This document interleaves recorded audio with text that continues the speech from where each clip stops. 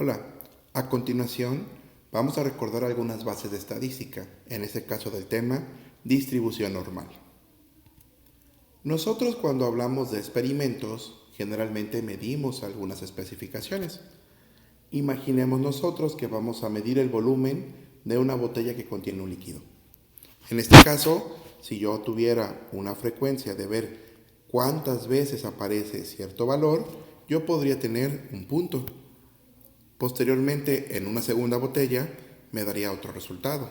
Y así, sucesivamente, podríamos nosotros tener un experimento que al medir una variación me pueda dar una dispersión de puntos.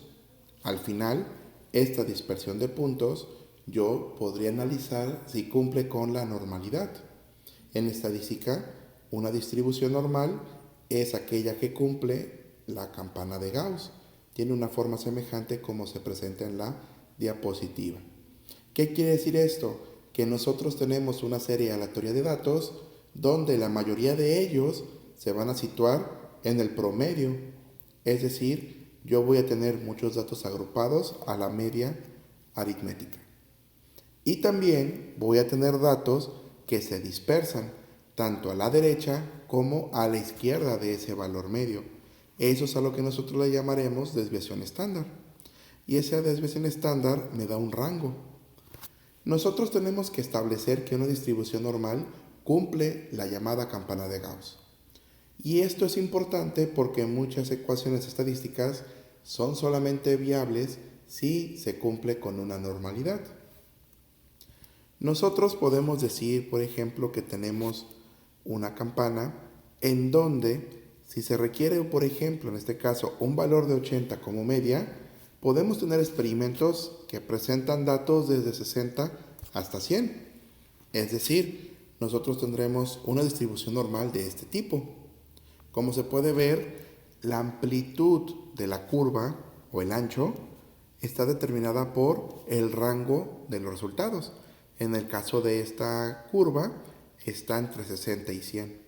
Es decir, al tener un gran rango de 60 a 100, que son 40 puntos, nosotros tendremos una gran desviación estándar. Es decir, que yo reportaría un resultado 80 más menos 20. ¿Por qué más menos 20? Porque del 80 al límite superior, que es 100, son 20 unidades. Y de 80 al límite inferior, que es 60, también son 20. Esto lo que nos hace es una curva simétrica. Y lo que es la dispersión es igual tanto en el límite superior como el límite inferior.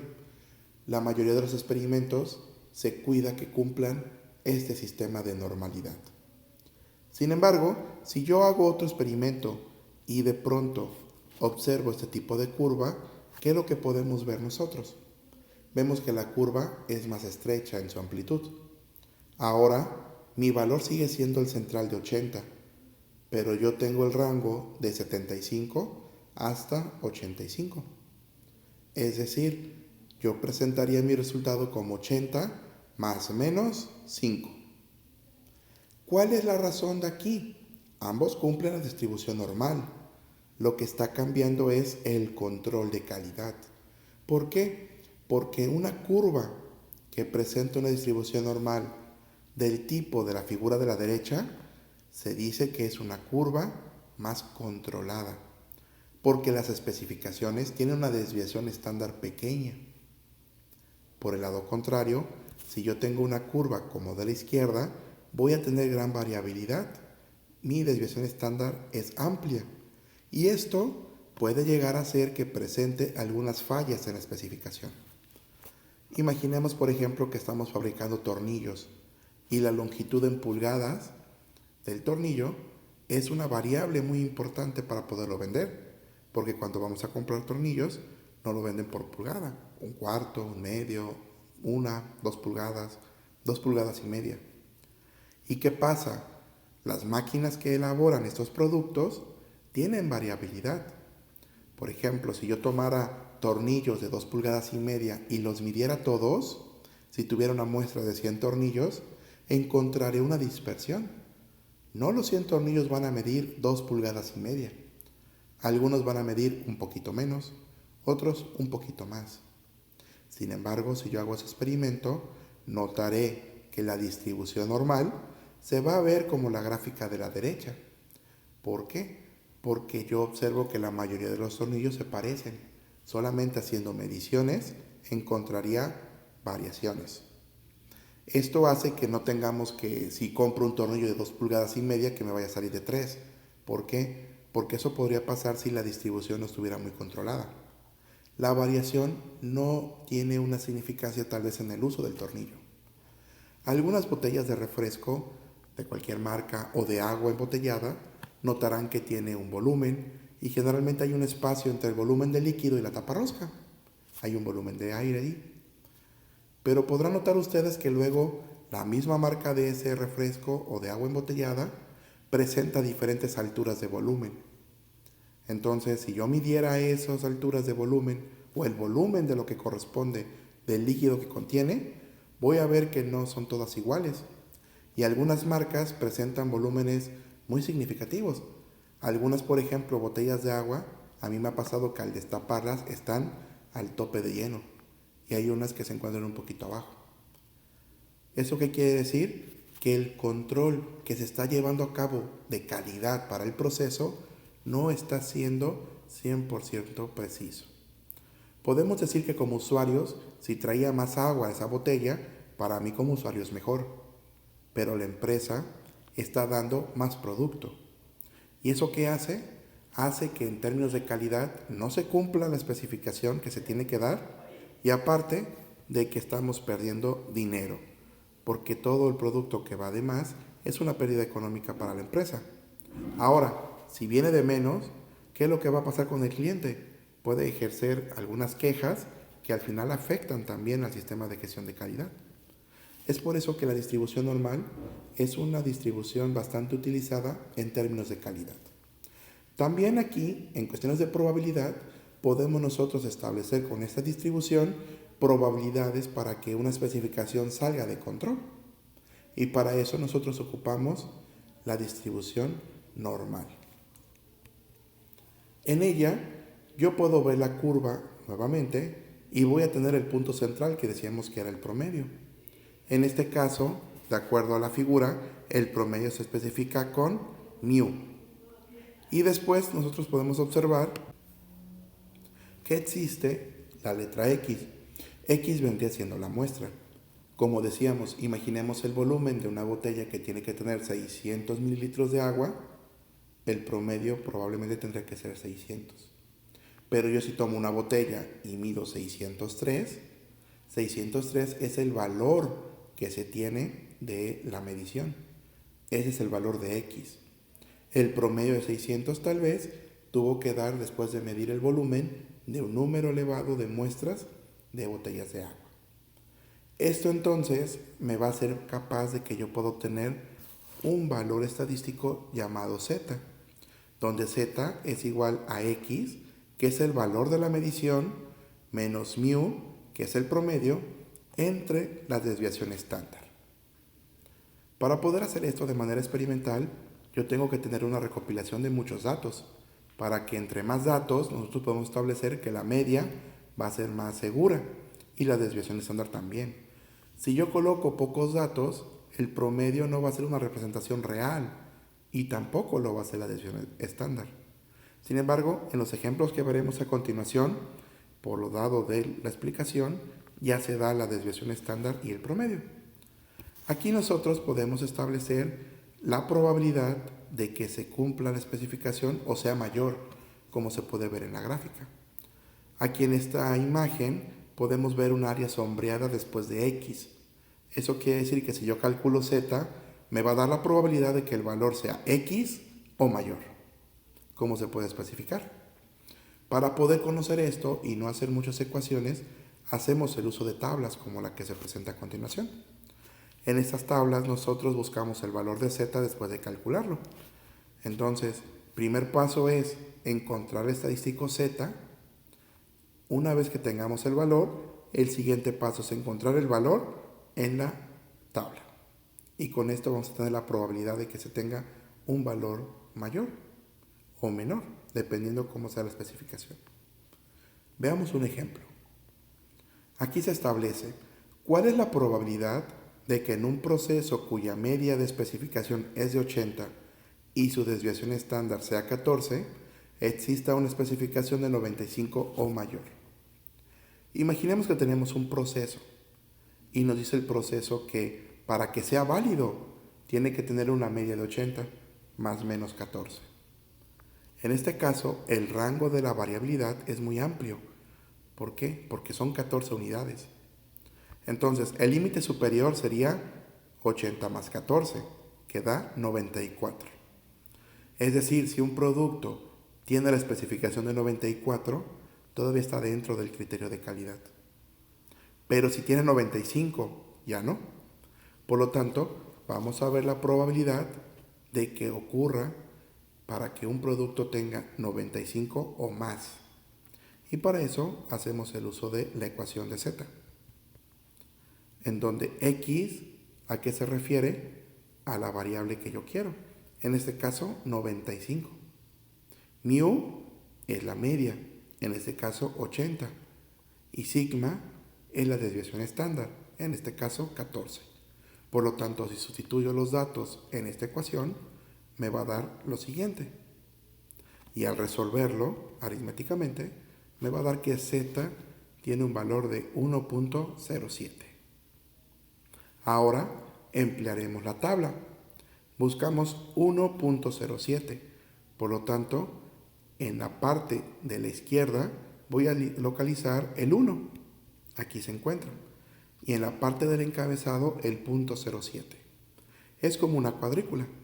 Del lado vertical nosotros encontraremos el número más grande.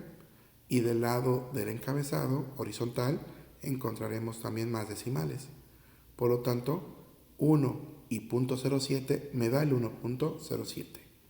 Como podemos observar, aquí encontramos el valor de probabilidad. Y con esto, ¿cuál sería la respuesta? Bueno, el 14.23%. Recordando que la tabla me está dando todo en decimales. Sin embargo, si multiplicamos por un 100 ya lo tengo en porcentaje. Vean ustedes, la probabilidad de que ocurra de que el producto tenga 95 o mayor, es decir, la probabilidad de que no cumpla la calidad, es del 14.23. Eso quiere decir que de cada 100 productos, al menos 14 están saliendo defectuosos. Esto lo podemos nosotros analizar por la variabilidad, debido a que la desviación estándar es muy grande. Si nosotros vemos, por ejemplo, el siguiente problema, veremos que son los mismos datos.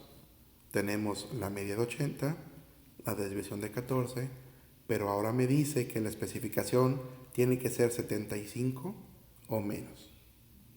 Entonces vamos a calcular esto mediante la misma ecuación de Z. Ahora X va a valer 75 y lo que corresponde a mu seguirá siendo 80 y sigma 14. Por lo tanto, si sustituimos nosotros, tendremos que Z es 75 menos 80 entre 14 y el resultado va a ser que Z es menos 0.35. El signo menos, lo que indica de acuerdo a esta tabla, es que se va a situar en la zona sombreada que se encuentra en la figura de arriba. Por lo tanto, nos va a dar cuál es la probabilidad de que suceda que sea menor. Buscamos el valor de Z en la tabla. Punto 35, yo me sitúo en el punto 3 en el eje vertical y en el punto 05 del eje horizontal, como se ve aquí. Y el valor que me arroja, aquí lo tengo. Por lo tanto, ¿cuál es la respuesta? En este caso que 36.32% es la probabilidad de que sea 75 o menor. Si nosotros vemos esto, ya tenemos una especificación superior y una inferior. Ahora veamos el último ejemplo. Nos dice que seguimos analizando el proceso. Tenemos otra vez que la media es de 80 y las desviaciones de 14. Pero ahora quiero saber qué productos sí se van a encontrar en control de 75 hasta 95 tal vez. Entonces, para esto, yo tengo que calcular los dos rangos, lo que es la especificación inferior y la especificación superior, cosas que ya calculamos anteriormente. Ocupando la misma fórmula, tenemos la del límite superior, es decir, de 95 para arriba o mayor, y ya tenemos el resultado que es 1.07. Y con eso ya encontramos nosotros que su probabilidad cuál es. Ahora hacemos el del límite inferior, el de 75, que ya tenemos también su z, y con ambos sabemos cuál es la probabilidad. Entonces, cuando tengamos un rango, cuando un problema diga una especificación entre este criterio y el otro, como pueden observar, yo quiero saber la zona central y yo ya tengo que el 14.23% es para que sea 95 o más y el 36.32% es para que sea 75 o menos. Por lo tanto, la zona central, ¿cómo la calculamos? Es muy sencillo. Si todos los datos que se encuentran abajo de la curva corresponden al 100%, le tengo que restar los datos que salen de la especificación. Y en este caso la respuesta será 49.45. Es decir, que este porcentaje corresponde a las piezas que se encuentran entre 75 y 95. Al final ya tenemos el 100%. Si sumamos los tres porcentajes tiene que dar 100%, porque estamos encontrando el porcentaje central y los dos porcentajes que salen de ambos extremos. Cuando nosotros analizamos la distribución, podemos ver que las sigmas o las desviaciones las podemos analizar también en la misma. Eso quiere decir que yo puedo encontrar problemas que yo analice con una distribución, con dos distribuciones, con tres. Es decir, lo que llamamos la desviación estándar. Una desviación estándar, dos desviaciones estándar, tres. Y eso es a lo que nos va a dar un proceso sigma. ¿Esto para qué sirve? Bueno, más adelante vamos a ver que con respecto al número de sigmas que se pueda encontrar en un proceso, vamos a tener una confiabilidad de los datos. Si yo manejo solamente 2 sigma, voy a tener un porcentaje. Si manejo 3 sigmas, otro, 4 otro, 5 otro, 6 otro. En este caso, por ejemplo, 3 sigma, nosotros podremos encontrar una confiabilidad del 99.7. Para nosotros podría ser un valor muy alto, pero más adelante veremos si realmente una eficiencia en un proceso de producción del 99.7 si es bueno. Y si es bueno o si es malo, y cuánto dinero podría repercutir ahí. Sin embargo, la idea y el objetivo de esta presentación es que conozcan y recuerden cómo calcular la probabilidad de que un dato esté fuera de una especificación o dentro de una especificación utilizando los datos de la distribución normal. Por el momento sería todo. Muchas gracias.